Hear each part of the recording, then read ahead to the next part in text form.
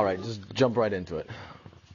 So if the argument is how do you defend your atheism, like as if that even made sense for me to say, but how I would run it is this: we all start. I made a video on this. We all start from the same starting point, as well. We all have to operate via sensory data, and then with that sensory data, we maneuver through reason and logic, right? I mean, if not for that, then we're all playing in the realm of just accept what comes our way, and just deal with that.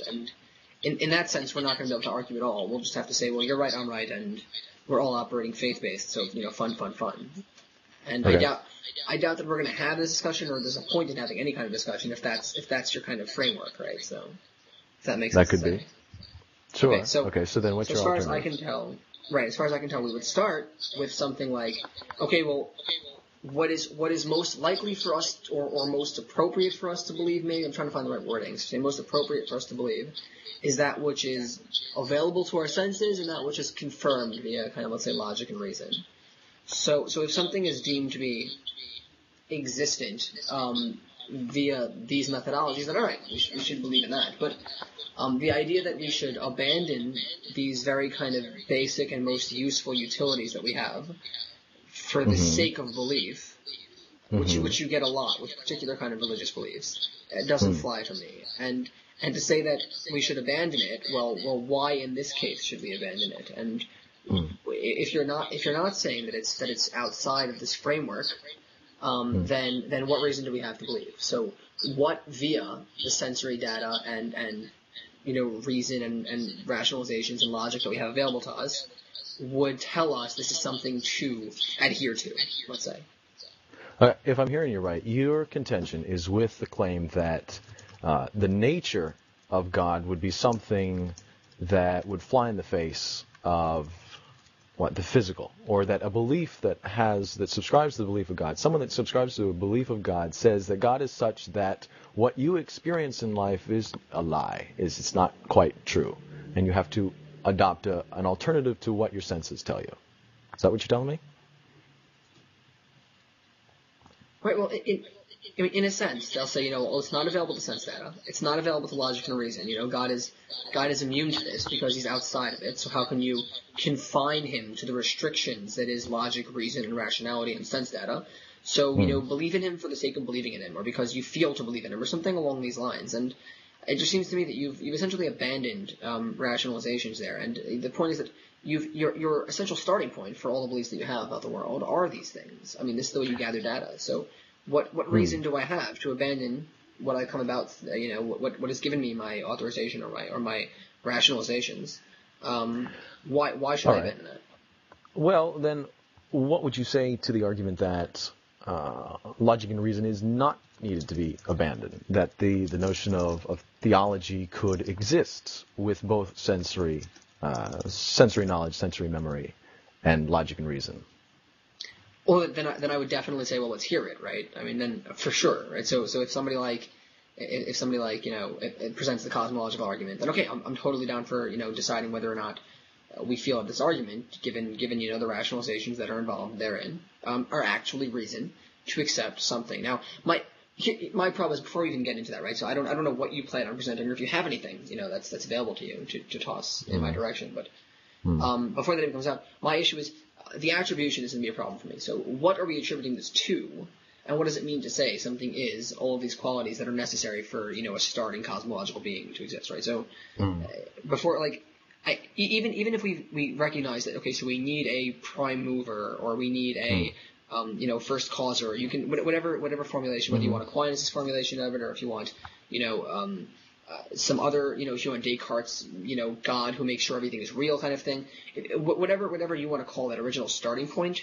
My problem is that what we're doing is we remove him so far, or it so far from the picture. I don't want to be misogynist about it. Remove it so far from the picture that I don't even know what would we make of it. Would we just say it's a thing that has to be there, and then, well, that's still meaningless? I mean, what does that mean to say that it's just a thing that has to be there? And qualities, attributes, characteristics, we can't even attribute any of that because we have no way to get back to it, because maybe it doesn't have those, or what I mean? I don't want to keep talking here. If you want to. Well, the attributes of the thing would be that which it has to be. I mean, if let me say this a different way. If if you think of God as something that exists because it has to exist, because it is sort of the natural conclusion to the problem of infinite regression or what have you, then its attributes is named within the logical function that it serves, such that it has the ability to create a physical universe, and that it is the source of all things in the physical universe.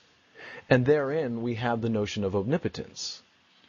In merely its functioning as the beginning, it is attributed the notion of omnipotence. To say that it created all things, it then is attributed the notion of knowing what it created.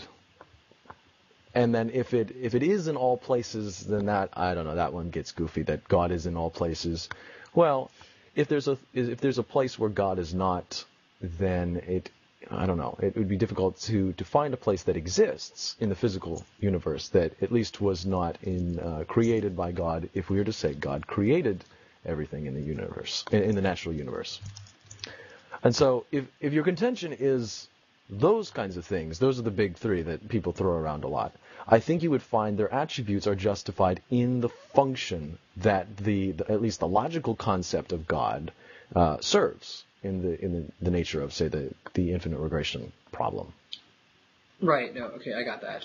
So how do I try? So I understand that we would say that he needs to have the attribute of omnipotence or whatever, right? And then the omnipotence, right? My issue is, what does that mean? Right? Again, like it's just an issue of, well, we're using these words to kind of essentially what that seems to me, something like omnipotence or something like omnibenevolence or all these kind of omni words, right?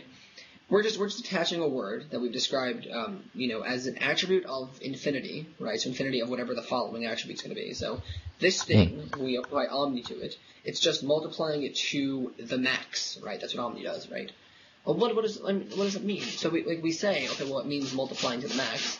By the way, right. if you hear annoying scratching noises, it's my ferrets, and I apologize.